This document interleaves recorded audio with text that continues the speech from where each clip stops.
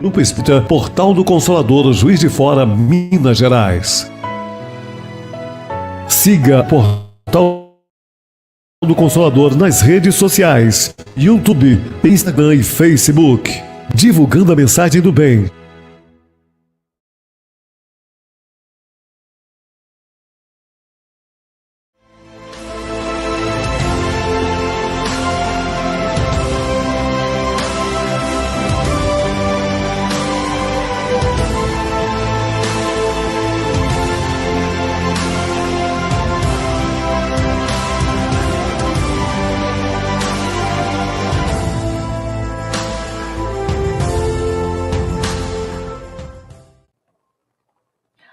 Queridos companheiros, muito boa noite, bom dia, boa tarde. Mais uma vez, juntos no nosso programa Na Era do Espírito, com o nosso querido irmão Marcos Demário. Oi, Marcos, tudo bom? Tudo bem, Dicené, é um prazer estar com você aqui no Portal do Consolador. Prazer estar com todos os nossos internautas e que possamos aqui no programa Na Era do Espírito conversarmos um pouquinho mais sobre educação.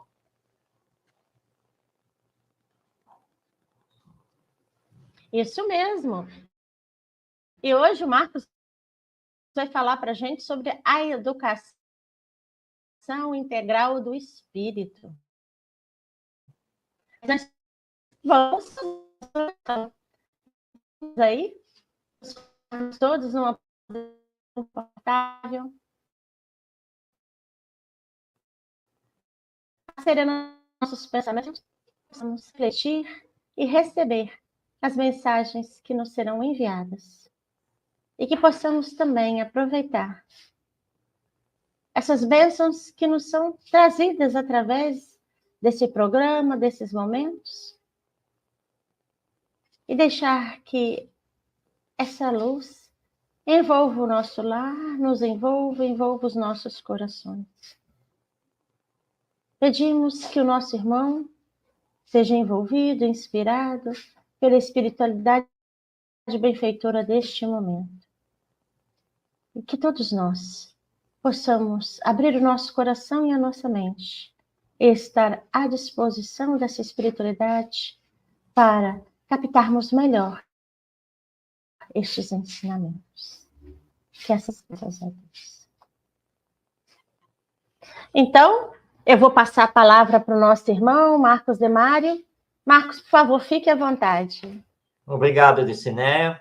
Hoje nós vamos fazer reflexões em torno de texto de um espírito que marcou o movimento espírita e que depois da sua desencarnação veio, através do médium Divaldo Pereira Franco, nos dar várias mensagens, e boa parte delas com teor educacional. Eu estou me referindo a Benedita Fernandes. Talvez muitos não a conheçam, tenham ouvido assim falar o nome dela, mas não tenham muita ideia de quem ela foi. Então, vamos fazer um resumo biográfico aqui primeiro. Benedita Fernandes viveu de 1883 a 1947. Desencarnou com 64 anos de idade. Ela renasceu, reencarnou, na cidade de Campos Novos de Cunha, em São Paulo, e veio a desencarnar na cidade de Araçatuba, também no estado de São Paulo.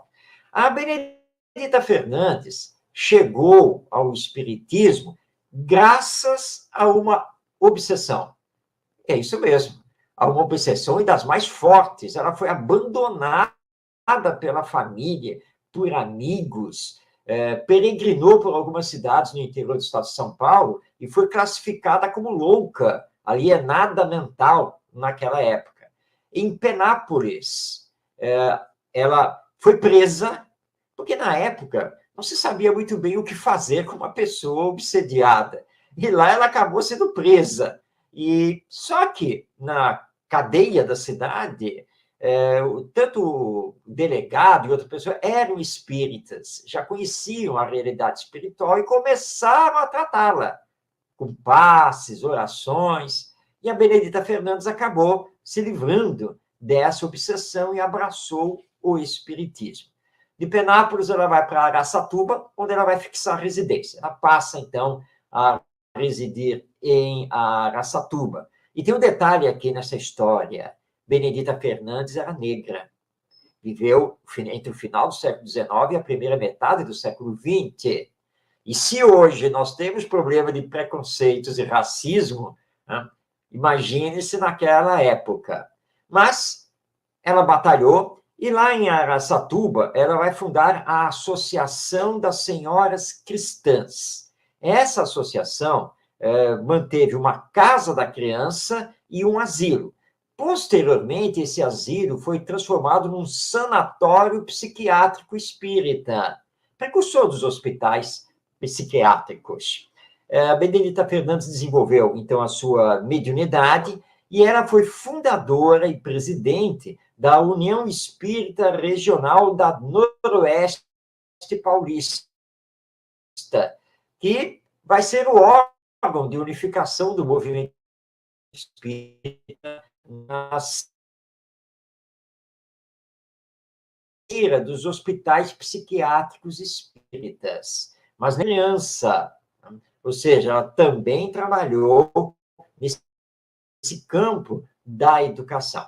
Isso é um resumo da vida e da obra da nossa Benedita Fernandes. Aliás, nós já temos livros no movimento espírita que a biografam, né? E vale a pena conhecer a história da Benedita Fernandes, porque depois que ela abraçou o espiritismo, ela trabalhou incessantemente pelos mais necessitados e pelas crianças. É um grande exemplo. Bem, mas vamos agora ao texto dela, né, que nos interessa aqui. Ela escreveu um texto através do Divaldo Franco, que está publicado no livro SOS Família. Aliás, já está aí a nossa dica literária, que é uma obra muito importante. SOS Família, né, do médium Divaldo Pereira Franco. É uma obra com mensagens de diversos espíritos, e entre essas mensagens, a da Benedita Fernandes, com o título Alienação Infanto-Juvenil e Educação. Esse é o título do texto da Benedita Fernandes. O texto é longo, então eu vou aqui pegar só um trecho, que está mais ou menos ali na metade da mensagem dela. Quando a Benedita Fernandes nos diz o seguinte, então vou abrir aspas, vou ler aqui o texto. Urge que a educação assuma o seu papel no organismo social da terra sofrida desses dias. Educação, porém, no seu sentido profundo, integral, de conhecimento, experiência, hábitos e fé racional, estruturando o homem nos seus equipamentos de espírito, perispírito e corpo, nele fixando os valores éticos, de cuja utilização se enriqueça, conscientizando-se da sua realidade externa e vivendo de forma concetânea com as finalidades da existência terrena, que o levará de retorno à pátria de origem em clima de paz. Fechando aspas. Esse é o destaque que nós estamos trazendo aqui para o programa. Dicineia e queridos internautas, todos que estão aqui nos acompanhando, esta fala da Benedita Fernandes é uma revolução educacional. É um pedido de transformação de tudo o que nós pensamos sobre educação e o que estamos fazendo em nome da educação. Daí, nós temos colocado o tema de hoje como sendo educação integral do espírito, porque esse é o pedido da Benedita Fernandes. Olharmos para a criança e para o jovem, olharmos para o ser humano como espírito, um espírito imortal, presentemente reencarnado. E esse espírito, como ela está aqui nos lembrando, possui o perispírito, que é o corpo espiritual, e o corpo propriamente dito. Este aqui, o biológico que nós temos durante a encarnação. E ela fala, então, da urgente necessidade da educação assumir o seu papel na sociedade humana. E aí, então, ela nos adverte. educação, mas educação em sentido profundo. Educação integral desse ser espiritual que nós somos. Educação que vai trabalhar, sim, o conhecimento, mas também a experiência de vida, a formação dos hábitos e o desenvolvimento da fé racional. Então, ela coloca aqui 4 eixos dentro dessa educação integral. Primeiro, aquisição de conhecimento. Segundo, experiências de vida. Terceiro, formação de bons hábitos. E quarto, desenvolvimento da fé racional. Nós que vivemos mais ligados ao campo educacional, ao sistema escolar, sabemos que esses 4 eixos não estão presentes nas nossas escolas. Não fazem parte dos currículos, da didática, da metodologia, dos conteúdos que são trabalhados nas escolas. E, infelizmente, esses 4 eixos, muitas vezes, também estão fora dos lares. Todos os pais têm dimensão funda da educação. Mas isso faz entender. Porque os pais de hoje foram alunos de ontem. E se a escola não trabalha o desenvolvimento de bons hábitos, não trabalha a formação do caráter, a questão dos exemplos, o que fazer dos conhecimentos para o bem da coletividade, se nada disso está sendo trabalhado na formação das crianças, é claro que depois, adultos, nós não saberemos fazer isso com os nossos filhos. Então, é urgente. Temos um novo olhar sobre a educação, o seu papel na sociedade. Aí nós falamos assim, a sociedade de hoje está muito violenta, hoje está muito difícil viver, olha quanta corrupção, guerras, olha quantos problemas, quantas injustiças, tem gente vivendo na miséria, o acesso à saúde está difícil. De onde vêm todos esses males? Eles vêm de uma educação falseada que temos realizado ao longo já de um bom tempo. Educação falseada porque é uma educação materialista, uma educação que alimenta o egoísmo e o orgulho, que alimenta essa individualidade que não sabe olhar para os outros. Uma educação que é confundida com a aquisição de conhecimentos e que você tenha um diploma, que você tenha currículo. Aí, se você chegar, por exemplo, aí a ser doutor, né, você fez um doutorado, nossa, a consideração sobre você fica lá nas alturas, a nível social. Mas isso não quer dizer que você tenha bom caráter, que você seja honesto, que você seja solidário, fraterno, nada disso. Como dizia um educador brasileiro, negro, foi perguntado a ele que ele foi trabalhar na França a convite da Universidade da Sorbonne. É uma coisa, né? Puxa vida, isso é uma glória para um professor. Né? Depois ele retornou ao Brasil e, numa entrevista, foi perguntado a ele como é que era essa situação, o senhor sendo negro, brasileiro, dando aula na Sorbonne, em Paris, França. A resposta dele, a hipocrisia é uma instituição na universidade. Eles me relevavam, me davam sorrisos, isso na minha frente, mas por trás amarguei muitos problemas, porque, infelizmente, é assim. Então, nós temos que mudar esse quadro. E o Espiritismo vem para isso, para mostrar que educação, primeiro, é correção dos maus hábitos, dos maus pendores do espírito. Segundo, educação é o desenvolvimento que nós possuímos.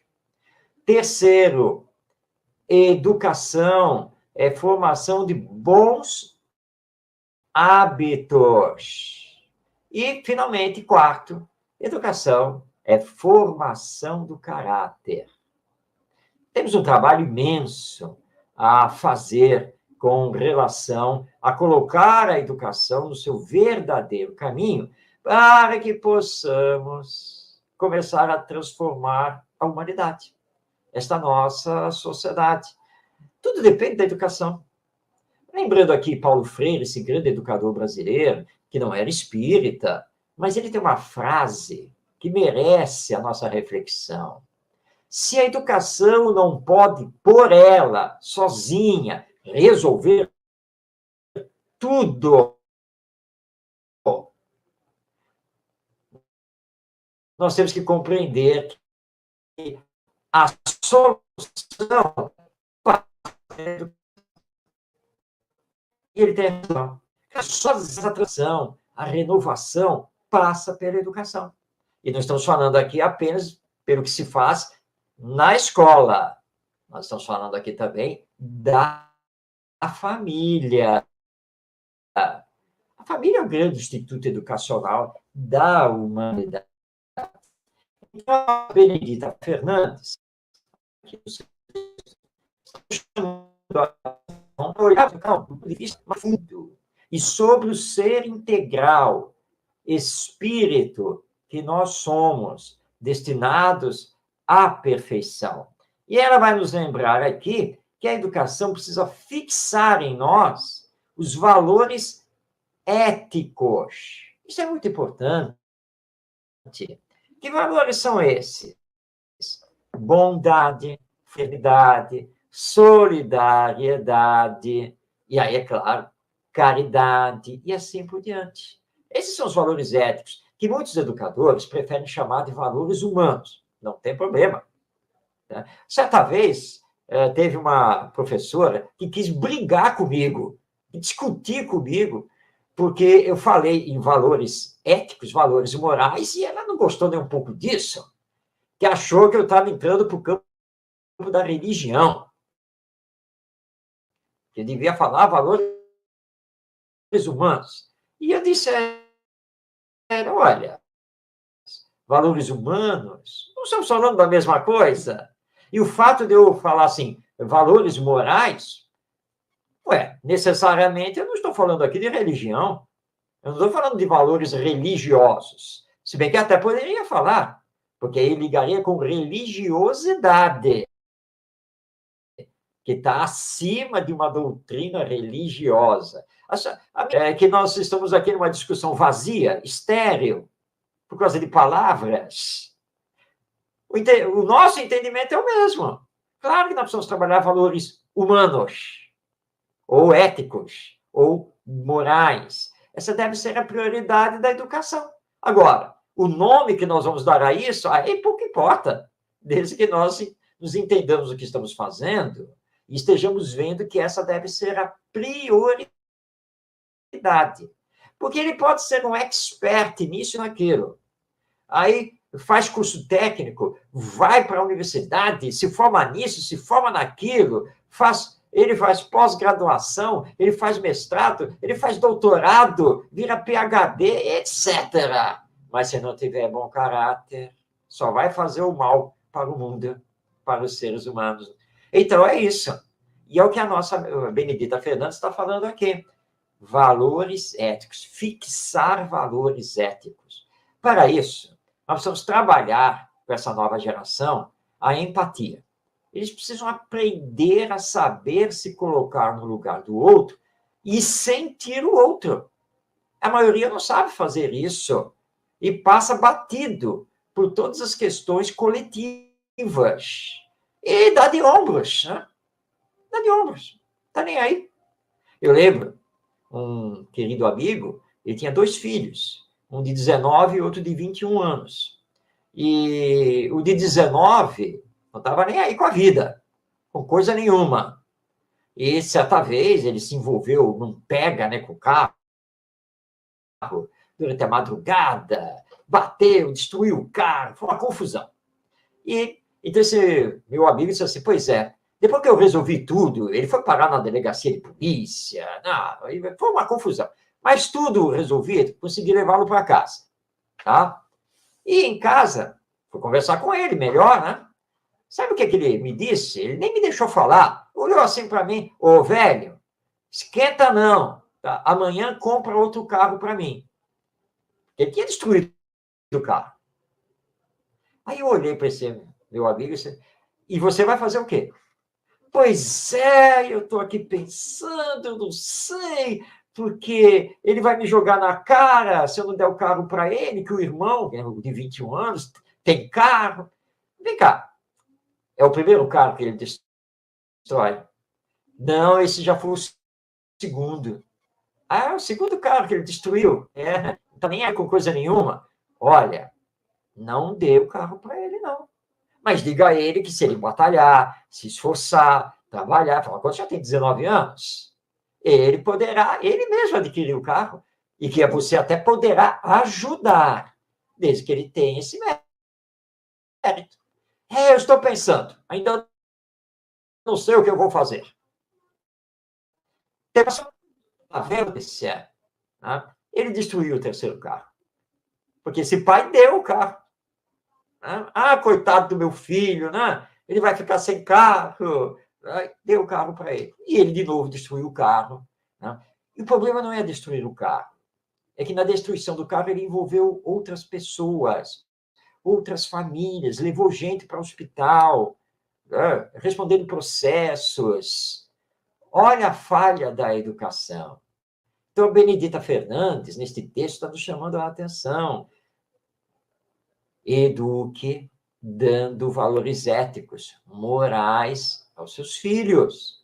Não perca tempo. Mostre a ele o certo e o errado, o sim e o não, o bem e o mal e as consequências de tudo isso, para que ele aprenda que ele vive em sociedade.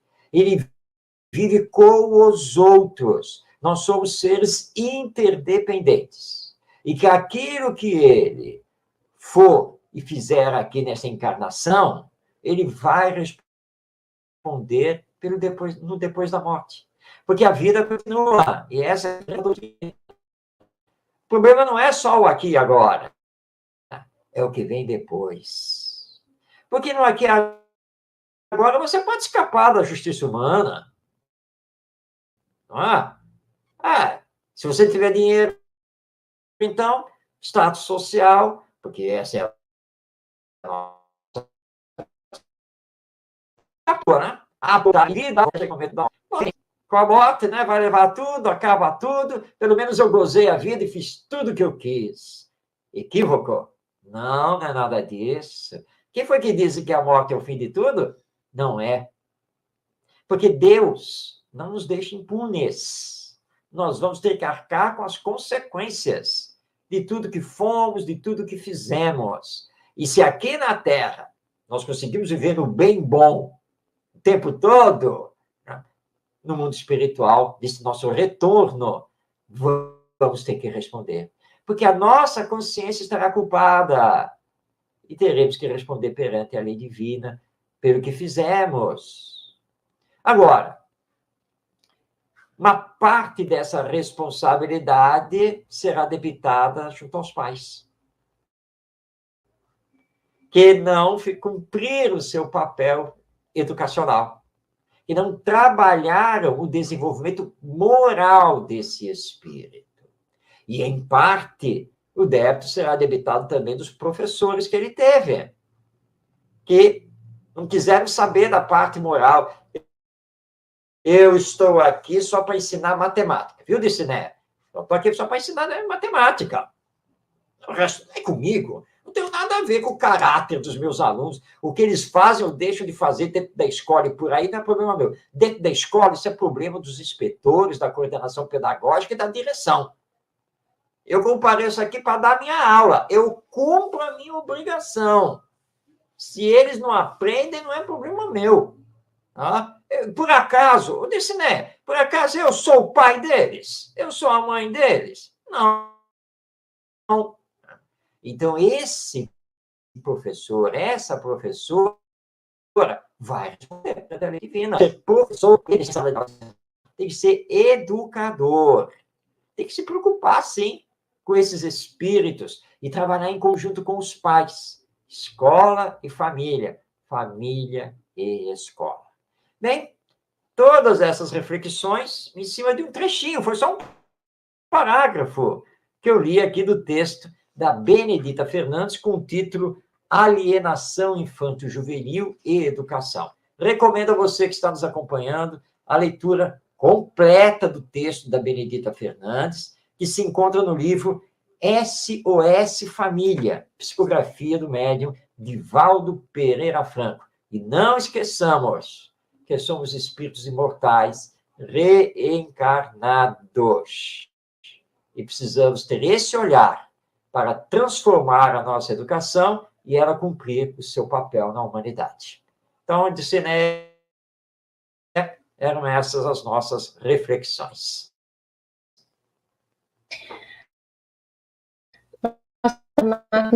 Muito bom, né? Eu estava aqui pensando, né?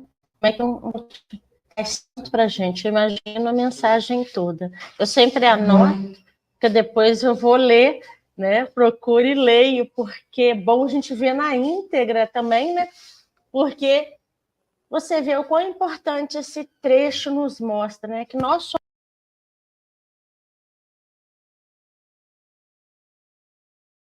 somos espíritos na totalidade, nós não somos só corpo físico. E essa visão que você falou aí, a gente vê em muita, né? E o resto fica para depois, ou eu vou aproveitar, não quero saber do outro. Falta muito em nós aí, realmente, essa empatia e esse olhar caridoso, né? E a gente tem que mostrar esses jovens, né, que estão aí, quanto é importante para nada, porque nós vamos sim ter esses débitos na nossa conta. Pais, professores, e a hora que você falou de professor, eu estava aqui me lembrando, né? Qual a responsabilidade desse que assume essa função, que não é tão simples, e que todos temos que trabalhar juntos, né? Não interessa se é professor de matemática, de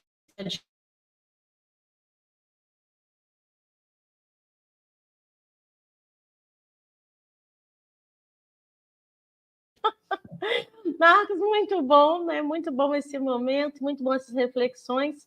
Eu fico te ouvindo aí, eu fico pensando, né? E quão importante é cada reencarnação, e o quanto o nosso Pai é misericordioso, quanto nos dá essa oportunidade, né? Essa oportunidade de fazer melhor. Nossa, muito agradecer a você por nos trazer tudo isso, né? Receba sempre nosso abraço carinhoso, que a nossa conversa é sempre muito relevante, muito gostosa. E aí, para a gente não perder essa oportunidade, a gente tem que agradecer, né? Sempre. Então, vamos aí, nesse momento, agradecer a Deus, nosso Pai, que nos deu essa oportunidade de estarmos encarnados para aprender, evoluir, se transformar. Ao nosso Mestre Jesus, que nos trouxe esses ensinamentos. A espiritualidade benfeitora e amiga nos envolve sempre, tentando nos guiar para o bom. Sempre agradecer por todos os meus tempos, são forma de aprendizado, para nos tornarmos a cada dia espíritos melhores. Que possamos entender isso e valorizar. E que possamos ter essa empatia. Que possamos passar aos nossos jovens, às nossas crianças, através do nosso amor, o amor que Jesus veio nos trazer, o amor de ensinar, de corrigir, para que eles possam também ser felizes, se tornarem homens que prezam pelo bem, pelo respeito, pela fraternidade. e que as nossas vibrações envolvam todas as nossas crianças, os nossos jovens e também nossos pais, professores, enfim, todo o nosso orbe terrestre. Porque afinal somos uma coletividade, temos que trabalhar juntos sempre. Um grande abraço de agradecimento e que todos nós juntos possamos sempre tentarmos e ajudarmos os nossos irmãos. Gratidão mais uma vez, que assim seja. Bom, meus amigos, muito obrigado por essa oportunidade. Gratidão por todos esses momentos. A você, meu amigo, mais uma vez, meu abraço carinhoso e fraterno. E a todos, até o nosso próximo programa. Uma excelente noite. E sejamos aí, né, felizes do possível, atrás dos ensinamentos de Jesus. Um grande abraço. Fiquemos todos com Deus. Tchau, tchau para vocês.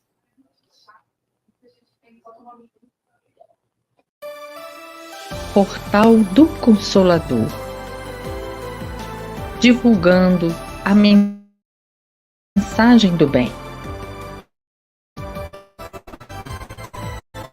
O seu canal, divulgando, construindo, unificando e aproximando as pessoas. Com Jesus e Carne, construindo uma fraternidade.